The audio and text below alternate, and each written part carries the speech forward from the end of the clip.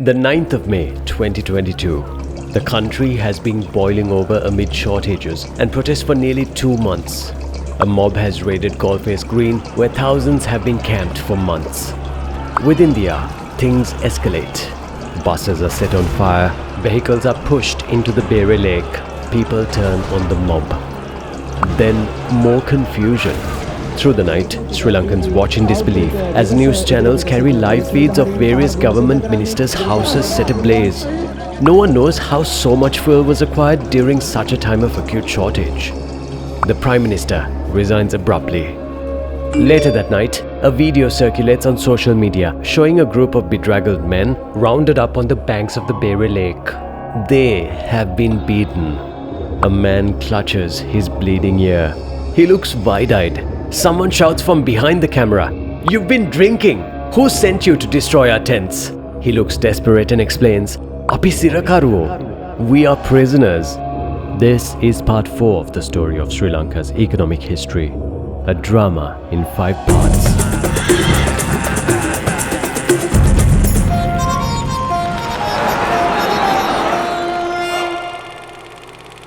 In last week's episode, President Ranasinghe Premadasa, the UNP leader whose regime was characterized by both strong private sector growth and ruthlessness towards his political rivals, is about to be assassinated at a 1993 May Day rally. His brutal regime has brought the country to near chaos. 6 days later, then Prime Minister D.B. Wijetunga, a former policeman from a middle-class Kandyan background, is elected president unanimously by a vote of parliament. He appoints a 44-year-old Ranil Wickremesinghe Prime Minister. Wijetunga holds the fort down for 18 months. A lifelong UNP party man who never left the country, he refocused policy on poverty alleviation while continuing to stay the course of his predecessor's pro-market attitude. He also stopped wiretapping political enemies and tried to calm the atmosphere of political terror. Let's take stock of the economy at this point. First, total growth is nearly 7%, driven by apparel manufacturing. The war is draining public finances and is costing 4% of the nation's GDP. Second, foreign currency is starting to flow in, and the central bank is concerned about what more money circulating will do to fuel demand and prices. So, they take measures to fight inflation by issuing government securities and tightening up interest rates. This has the opposite effect. It slows down demand. Third, the balance of payments was in a surplus. If you remember, the previous regime had very strict controls on the movement of foreign exchange, which had the effect of keeping any earnings in foreign currency parked overseas. With the loosening of these controls, investments and earnings started coming into the country. But it wasn't all rosy. While unemployment was moving in the right direction, not everyone could get a fulfilling job, and not all jobs were spread evenly around the country and to all ethnic and social backgrounds. In other words, Sri Lanka had a problem of underemployment. While foreign investment in dollars continued to flow into the country, fewer projects were set up. Terror and instability were starting to take its toll. The fiscal situation was also strained. This meant that public spending on the war and government salaries was starting to become a crushing weight. And it was only going to get worse. There were 2 elections that year, and even the central bank expected that the government would start making concessions to win votes. And they were right. While the provincial council elections weren't decisive, the UNP's coalition, the Democratic United National Front, were ousted in the southern province. Triggered by this loss, President Wijetunga introduces the May Day welfare package to save the party. After the election, the prices of bread, fuel and fertilizer were reduced. And as expected, in 1994, the budget deficit expanded from 8% to 10%. Why does this matter? Sri Lanka is now getting into the habit of continuing to live beyond its means, without very certain future sources of income. At the 1994 parliamentary elections, the UNP was voted out after 17 years in power. The new leftist candidate, Prime Minister Chandrika Kumaratunga, a woman with a founding family legacy of leftist politics and the daughter of SWRD Bandaranaike, becomes the presidential frontrunner for the People's Alliance. By now, the war had been going on for 11 years and citizens were weary. Then weeks before the polls, United National Party candidate for president Gamini Dissanayake is assassinated by a suspected LTTE suicide bomber. Peace talks with the LTTE were suspended. His widow stands in his place, but Prime Minister Kumaratunga wins 62% of the total votes. and a comfortable mandate to end the conflict. President Kumaratunga was a leftist leader for a new generation. She had to be. With a modest revival of Sri Lanka's economic fortune after her mother's disastrous closed central planning plunged the country into darkness, it would have been madness to swing back. In a stark contrast to the party's traditional socialist policies, the PA promised to keep the state out of the economy. So, in a dramatic turn of events, nothing much happened on the economic front. The private sector, which had carried out most of the growth over the past decade, breathed a collective sigh of relief. Kumaratunga also wanted to stop the war draining the treasury, and ending it was her main goal. But the atmosphere was brutal, and after years of tough reforms, Labour was uneasy with the increased power of private capital and enterprise. It all came to a head one day in July. Answer Lanka, set up under the Board of Investment, was the local subsidiary of a global surgical glove manufacturer with 3,000 employees. The company had just gone through a restructuring to drive better output. This catalyzed unrest among the workforce, who demanded a 30% raise, a call which went unheard by management. Then, at 1:30 p.m. on July 30th, around the time of the first shift change of the day, a group of 12, supported by a number of shift workers, took the management, which included 5 Australian nationals, hostage. They were surrounded by drums of the highly flammable liquid isopropyl alcohol. The highly charged situation nearly ended in the special task forces storming the building, but the hostage takers chose to surrender after over 24 hours. This incident contributed to increased apprehension about doing business in Sri Lanka. President Kumaratunga reacted by having ministers personally on call to solve labour disputes. She went a step further and created a special police unit to suppress extra-legal protests. But the program of privatization was going to continue unabated, led by the Public Enterprise Reform Commission. The government added that it would be given a human face in a sardonic nod to her predecessor, whom many believed had pushed through privatization regardless of the cost. The Ministry of Finance set its sights on Sri Lanka Telecom as its first target for privatization. 1995 was a disappointing year for economic performance for the new president's first year, given the energy with which she had come in. But she did have a few wins. First, the budget deficit was improved from 8.5% to 7% through better taxation. The Colombo Gas Company, now known as Litro, and several plantation companies were privatized, even though proceeds from these sales were still short of target by 25%. By now, unskilled female domestic workers leaving for overseas jobs were starting to become a major source of labour migration out of Sri Lanka, numbering in the hundreds of thousands. This had a positive effect on the economy by way of easing employment pressure in the country and improved remittances of foreign exchange from their earnings. But things were tight. In the first half of the year, the government was faced with a cash crunch and even had to borrow from its own citizens. That year, there was more belt tightening. Tax rates were increased for the war effort, while spending on infrastructure and development was cut. Despite a robust start to peace negotiations, including a lifting of an embargo on essential supplies to the north, there was a sluggishness to the discussions between LTTE leader Vellupulle Prabhakaran and President Kumaratunga, who even exchanged letters after their discussions. Hostilities resumed by the end of the Sinhala and Tamil New Year. As scathing as her inability to end the war was an opinion beginning to form around the new president. She was late to meetings, she ran an administratively lax setup, and she never stuck to a schedule. Some of the more personal accusations were of her being ham-handed with the press and appearing both naive and overbearing at the same time. Over the next few years, there was an intense escalation of the ethnic conflict. Once they realized they were in for the long haul, the government showed up defense spending by raising new taxes, like the Save the Nation contribution of 3% for all employees earning over 30,000 rupees. They had a bit of a war chest. In response, the LTTE started targeting economically important assets for their terrorist attacks, including the Sapugaskanda oil refinery in October 1995, the central bank in January 1996, the port of Colombo in April 1996, and the Colombo stock market in October 1997. This was in addition to several civilian targets. The Sri Lankan military responded with further escalation. Sri Lanka's economy was now teetering on the edge and only needed a drought to plunge growth to 3.6%. All this was playing out under the backdrop of one of the worst global economic crises since the Great Depression, the Asian financial crisis. What happened there? And why was Sri Lanka spared the worst? For years, investment had been pouring into export-oriented East Asian markets, which started overheating, driving up prices of property and financial assets like stocks. This heating up happened on a foundation of weak bank credit risk practices and exchange rates pegged to the US dollar. Fixed exchange rates were helpful during times when trade and currencies were stable, even though central banks needed to maintain this rate by buying and selling currencies on the open market. But when the US dollar started to appreciate significantly relative to these currencies, this caused an imbalance in the supply of domestic currency.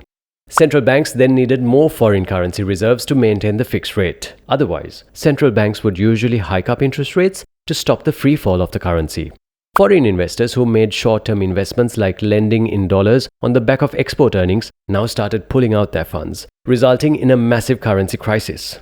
In 1997, Hong Kong, Malaysia, Thailand, Philippines, Indonesia, Korea, and a host of other East Asian nations basically faced an exchange rate and market collapse. Fortunes were wiped out, citizens lost their assets, and there was major economic contraction. Sri Lanka was saved from the contagion of this collapse because it had much less foreign private debt and had never really been on the radar as a major investment destination. But there was good news. Some progress had been made towards a possible peaceful solution to the nation's ongoing civil war. After 2 years of negotiation, President Kumaratunga was ready with a revised constitution that would move Sri Lanka to a federal state, allowing a high degree of political self-determination for those in the north and east, together with abolishing the executive presidency. The UNP blocked the passage of the constitution in parliament, stating that it offered too many concessions to the Tamil minority population, even though the decision-making structure was nearly identical to what they proposed several times over. The opposition leader at the time, Ranil Wickremesinghe, would not hand his political rival such a victory on a platter unless he could share the credit. The LTTE started to grow impatient with the government's inability to move forward with a political resolution. The conflict had escalated as the government tried to force the LTTE to come to the negotiating table through military pressure. Economically, the highlight of that year was the continued work of the Public Enterprise Reform Commission's sale of Sri Lanka Telecom, the National Development Bank, and the Ceylon Steel Corporation. 1997 had been a recovery year for the economy, and for the first time in its history, manufacturing contributed more than agriculture to the national output. But the true effect of the Asian financial crisis was about to hit the country. By the end of 1997, the Colombo Stock Exchange Index was down 30% as the global appetite for emerging markets risk started to dry up. With much less money flowing to risky markets, the central bank had to delay the issuance of a $200 million sovereign bond. Instead, they borrowed from foreign banks. 1998 was heralded with the explosion of a car bomb at the Temple of the Tooth Relic in Kandy.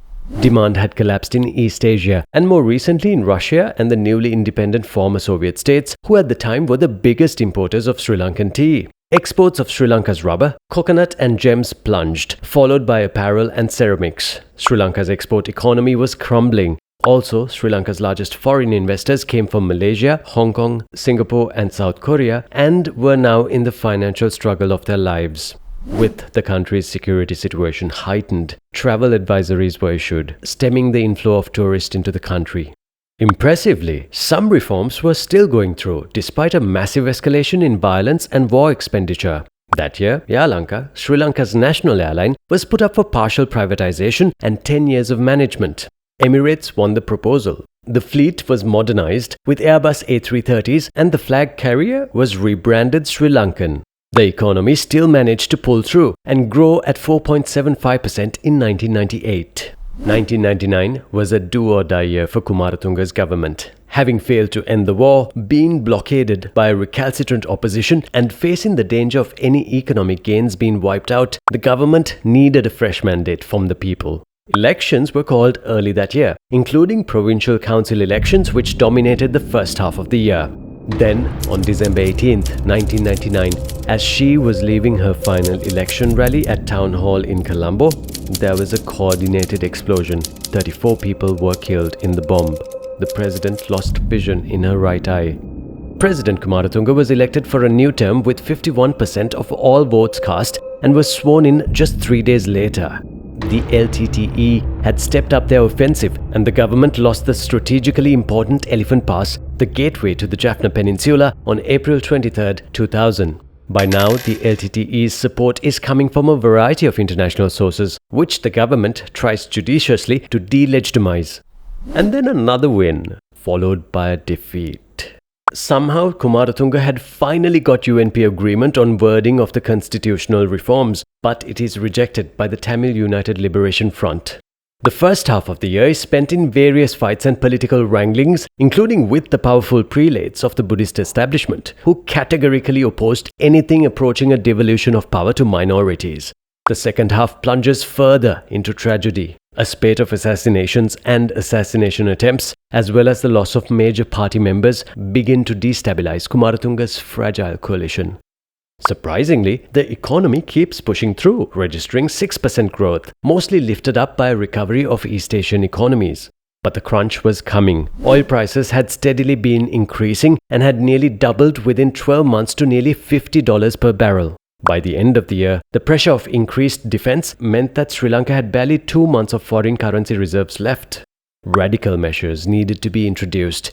In early 2001, the government negotiated with the IMF for $200 million in what was termed as a standby arrangement.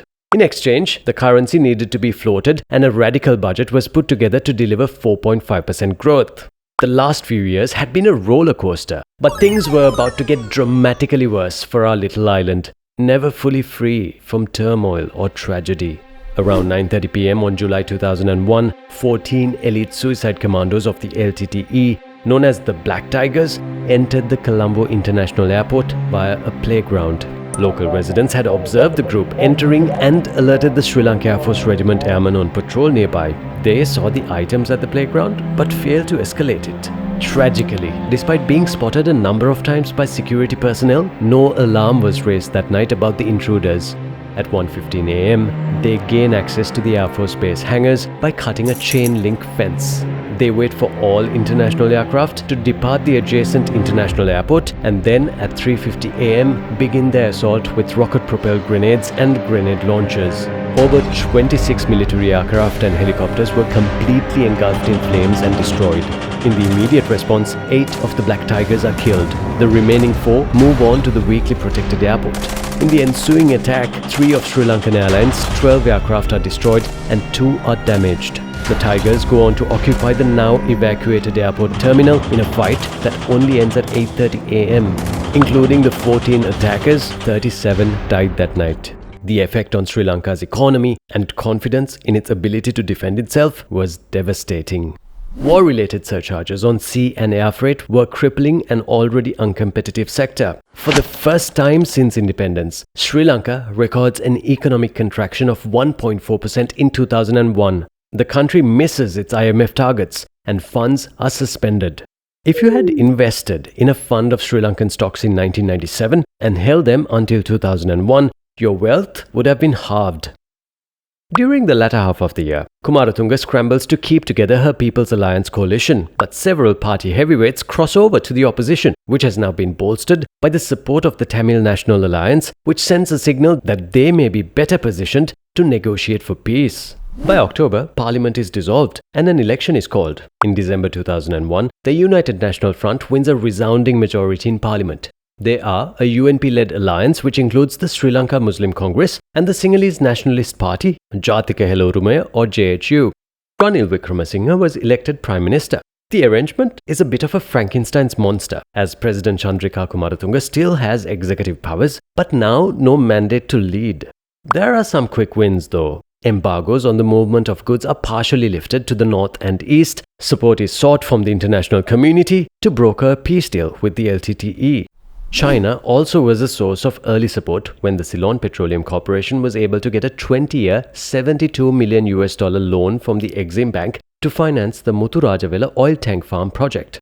But most importantly, from midnight on the 23rd of February 2002, a ceasefire was agreed between the government of Sri Lanka and the LTTE. This was the first potential end to a nearly 2 decades-long conflict which had by now cost 60,000 lives. The ceasefire was brokered by the Norwegian government in an effort led by the diplomat Erik Solheim. Public goodwill was at an all-time high. The way forward was to be based on a united country with a federal structure which embodied the principle of self-determination in areas where Tamil-speaking people had lived for millennia. Economic reform was the order of the day, and Prime Minister Wickremesinghe staffed a high-powered cabinet of both loyalist and former opposition party members, including Karu Jayasuriya for Minister of Power and Energy and Professor G.L. Peiris, who had fallen out with former President Kumaratunga for Minister of Economic Development. The first 18 months had some quick wins, but also some missteps. In a rare display of vision, the government painted a picture for Sri Lanka citizens of what a united, peaceful country could do for generations of Sri Lankans. A new economic master plan was drawn up quietly and called Regaining Sri Lanka. It was a document drafted by technocrats with little public consultation. When it was finally revealed, it drew the ire of trade unions, opposition and civil society activists who thought the plan was determined almost entirely by private and donor interest. The plan was intended to qualify for the Poverty Reduction and Growth Facility, a loan on highly concessionary terms from the IMF, and would be a big win for Wickremesinghe's government. By April 2003, the IMF approved credit worth $567 million. Simultaneously, the World Bank approved $125 million in more funds.